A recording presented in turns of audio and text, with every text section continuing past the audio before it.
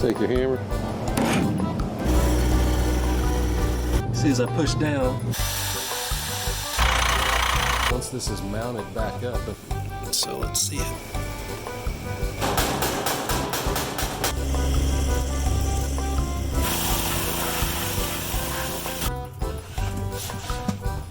There she telling myself this is stupid.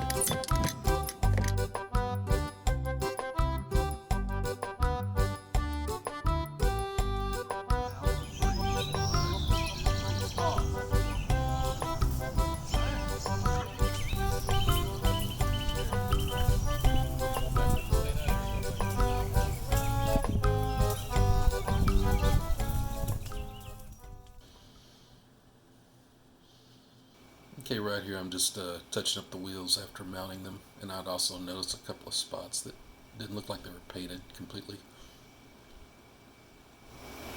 Alright, I'm thinking that while that paint's wet, I put this hubcap on and the paint can actually act kind of like a glue. And you may hear the audio go in and out at the beginning of this video because I've got 3 different audio tracks going. I'm really trying to knock down the background noise. But that's why I'm doing this voiceover in some areas too, because it just sounded horrible. I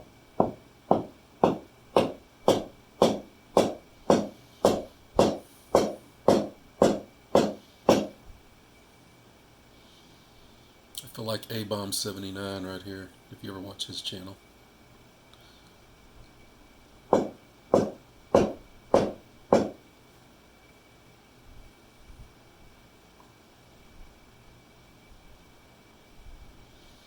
That's pretty much as good as I could get it. Some on the other side doing the same thing, just a little paint touch up. Putting on the hubcaps.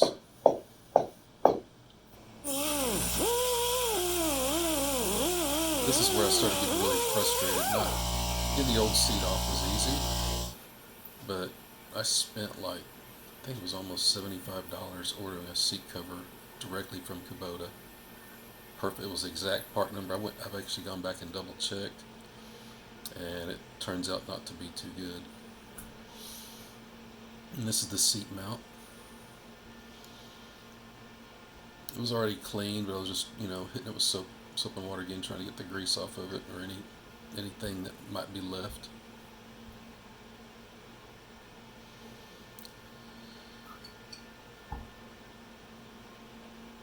And apparently this side I had forgotten to clean, so it was a little grimy.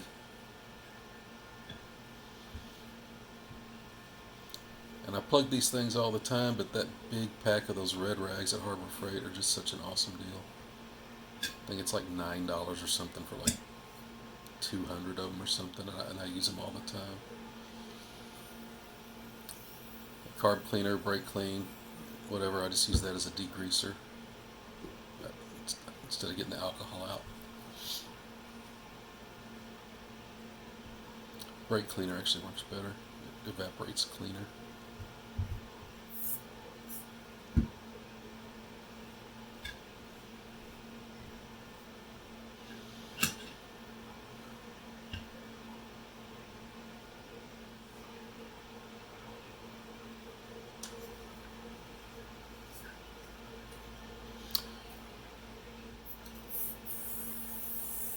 If you know anything about me, you'll know I am the master of the rattle can restoration.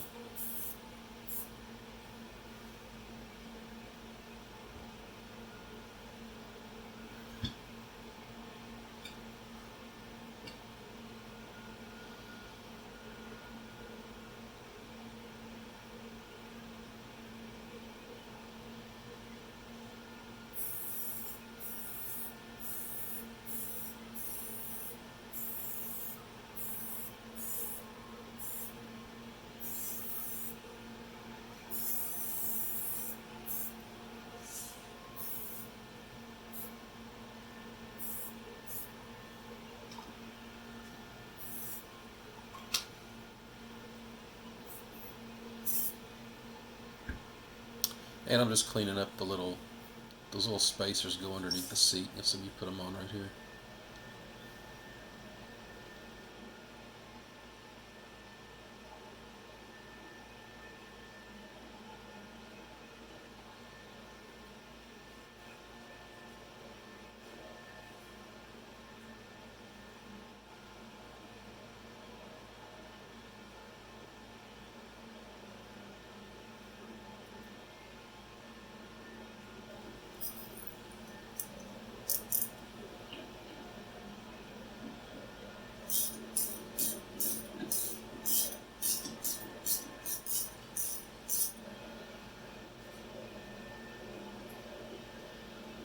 And of course, I'd forgotten to paint the bolts, so I do that real quick.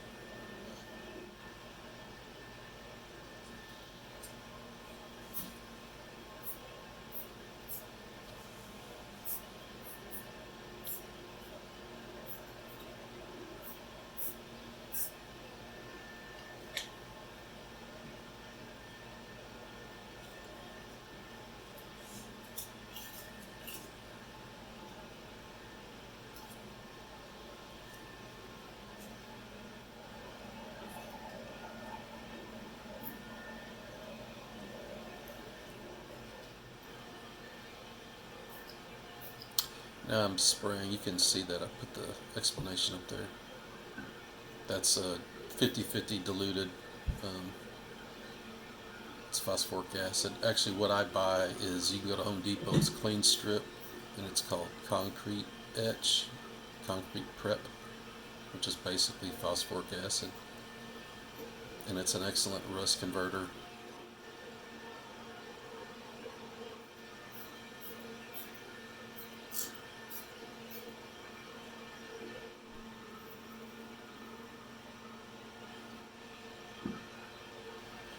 But that concrete etch works fine. You can see it oxidize that wing nut there. And I was cleaning it off with, I think I say later, but I was cleaning it off with just some soapy water and baking soda mixed together to neutralize the acid.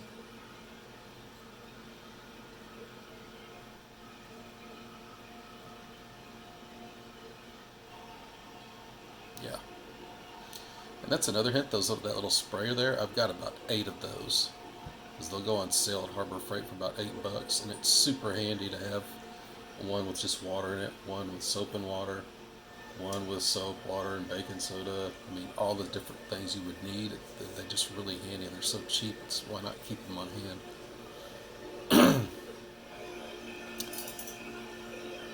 And these are the reflectors that came off, and all I did was just spray them with some Windex, I think, which I keep in one of those Harbor Freight jugs.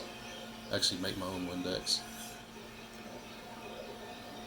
You can you can look on YouTube on how to make your own glass spray. It works really well.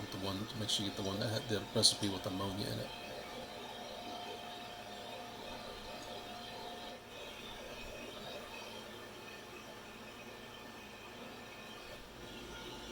But after getting on, I put those on. It's like, wow, that really looks good.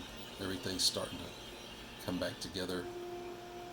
And this is interesting. I was getting ready to put this cover on, and I just happened to look down and notice that square. I'd forgotten about that label. It had been taped over for almost, a year and a half, 2 years. So I peeled it off, and I was like, oh, that's right, there was a label. Although you really can't see it because it faces downwards. And if you notice there, regardless of the manual or the hydro, it all uses the same hydrostatic fluid. And there I'm putting that piece of electrical tape on there just to keep that plate or that little cover from scratching, because it kind of has a friction fit on the front and then that nut on the back. But you'll see I scratched the paint out there. You can see I scratched it.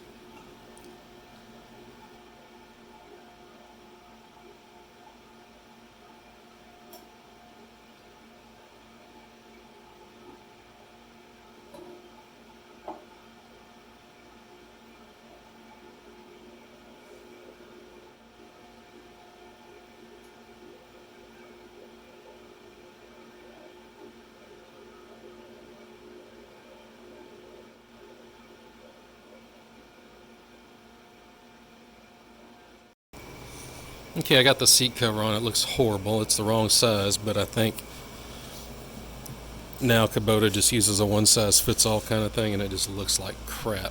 I didn't even feel putting it on because it was just a cuss fest. But I think I'll just leave it on there, and I'm going to order just one of those generic. It's for any riding lawnmower. You can get them on Amazon or whatever, and I'll leave this on there and put something better looking over top of it. But anyway, to get the seat mount, I need to go ahead and clean out the threads on these nuts because they had some rust, and I did the rust conversion on them. So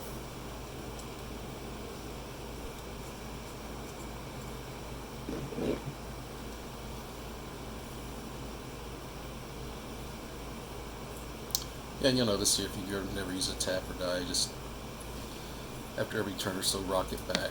So if it is scraping metal off, you'll kind of break it into little pieces instead of having one big strand of metal stuck in there.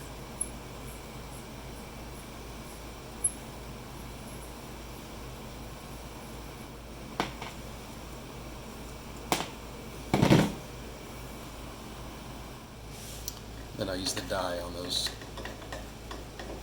mounting bolts. I just did it by hand to scrape the paint off, except for that one I had to actually, those threads were kind of boogered up.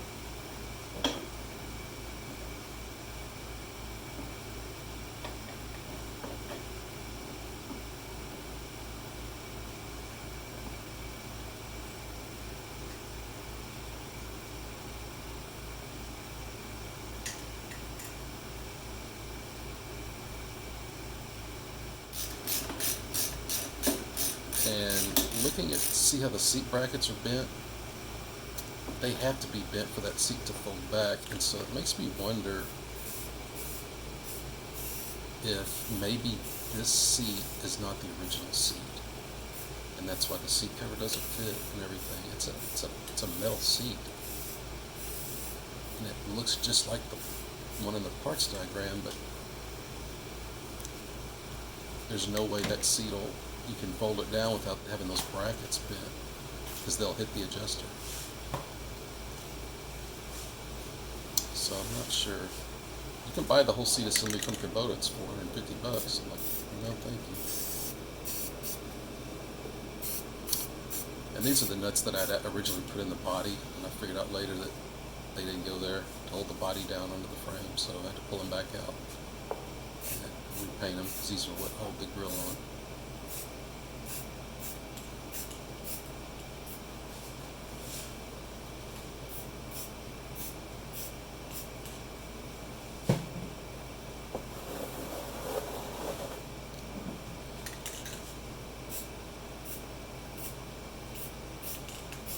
Okay, before I start wiring in these lights, I want to make sure they work. So I've converted, we're in the process of converting everything that I own to SAE connectors, like my lawnmowers and stuff. And so this is a SAE connector that's hooked to the battery. It usually hooks up to a battery charger, but I just hooked a pair of jumper cables to it so I can use the tractor battery to test these lights. The only thing is, since the way I've got everything wired, I've got jumper cable connected to jumper cable. This will be reversed, so this will be negative and that's positive. But other than that, it's just a quick way to have 12-volt power. And basically what I was explaining there is my philosophy is I wire anything that connects to the battery one way and anything that provides a charge the other way, like a battery charger. And so the connection on the tractor to the battery, Let's get this wired permanently. in my head, is still just another jumper cable. Hopefully that makes sense.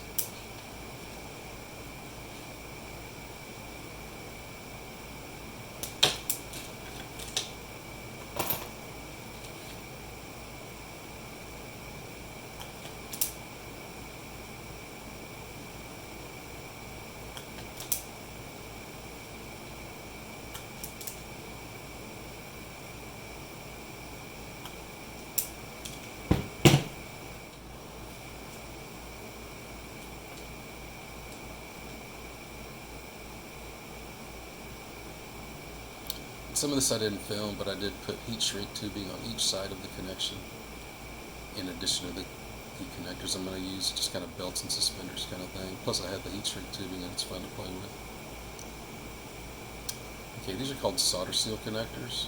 They're really awesome. So what you do is you slide the connector on the wire, and then you connect the two pieces of wire together, and then you slide the connector back over the connection, and inside that little connector, it's basically a combination of heat shrink tube and solder. So you put the connector over the connection, you'll see it use a heat gun, and it actually melts the solder in that little heat shrink tube thing. And you'll see where it's red, that's like glue that melts, so it makes like this awesome soldered weatherproof connection. mean, these things are just, and they're not expensive. You can see a lot of that set of Amazon. And they're just, oh man, it's just a game changer, especially if you really like doing good connections with solder like I do.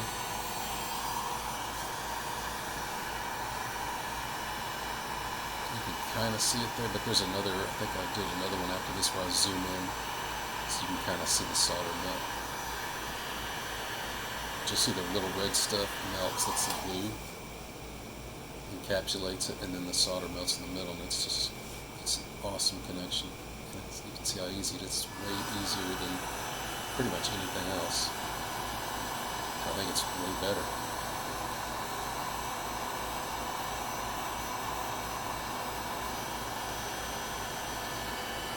And you can see the solder.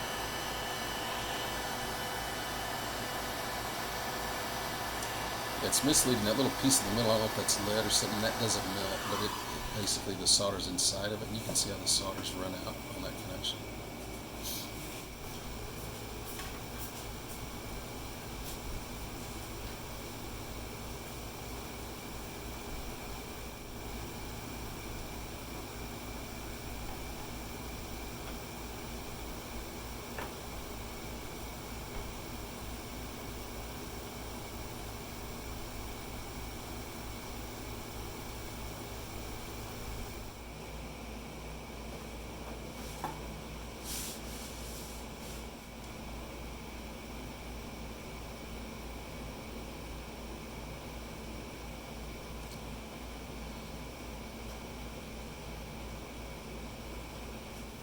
Technically, it's done. Just got to hook the lights up, but we still got a lot of stuff I want to do to it. So let's get the lights hooked up. See if they work now that they're all wired in. You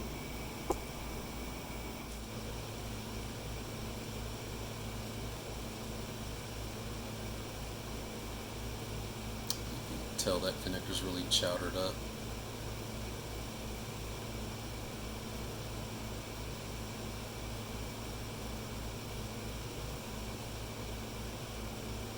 Probably need to replace that connector. Let's see if I can't remember if I have to have the key on for the lights to work or not. Okay, they're flashing, which I'm not sure. They didn't flash when we wired them direct to the battery, so.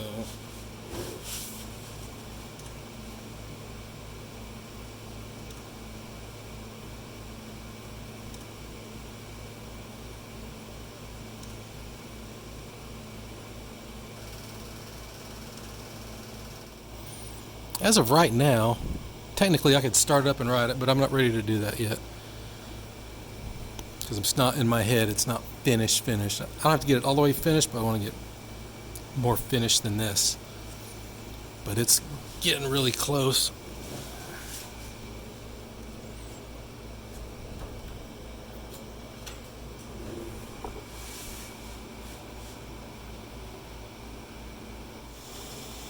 I figured, what the heck. Yeah, I thought it'd be kind of sorry to do this whole video and not even turn it on and take it for a quick spin.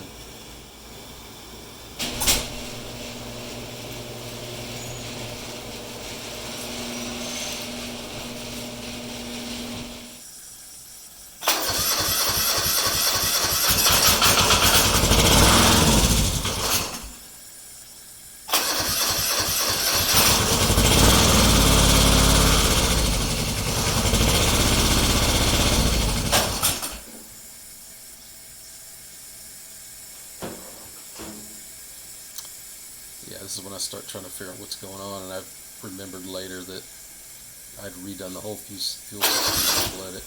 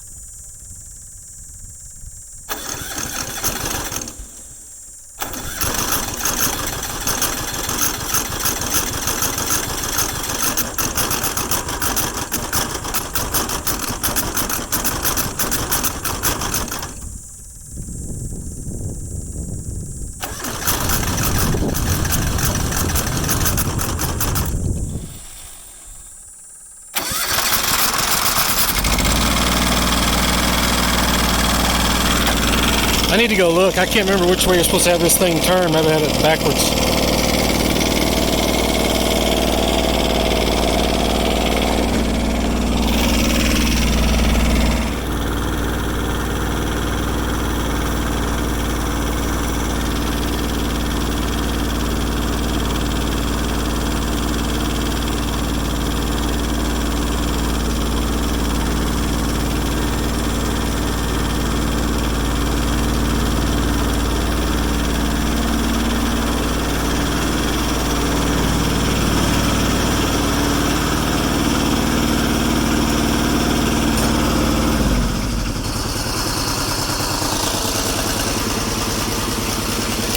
Alright, till next time.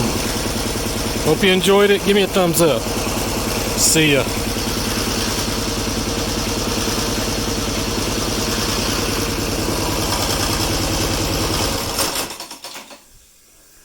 Oh, yeah. Hey, one final closing thing. So what's left to do, I got to get a new seat cover. So I'm going to go look and see what I can find. Hopefully I'll find something I can just put on top of that. Because putting it on was a pain and taking it off will be a pain. Where the blue marks are, whenever I see a place that needs to be touched up, I'm putting a piece of tape on it. I've got almost a complete decal package for it. That's a surprise, but yep, I got that. I still need to work on the center cap for the steering wheel, see if I can clean that up any. I've also got to I'm going to manufacture my own emblem for the grill, and that'll be really cool if it works. Trying to think what else. So I got to do that. The footrests, seat, steering wheel, decals.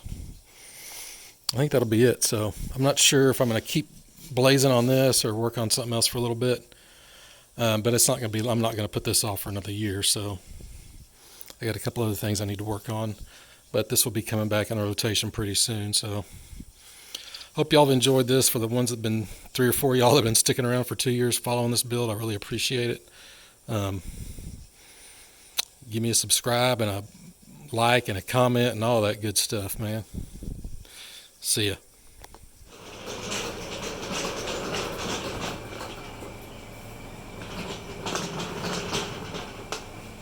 This thing's good.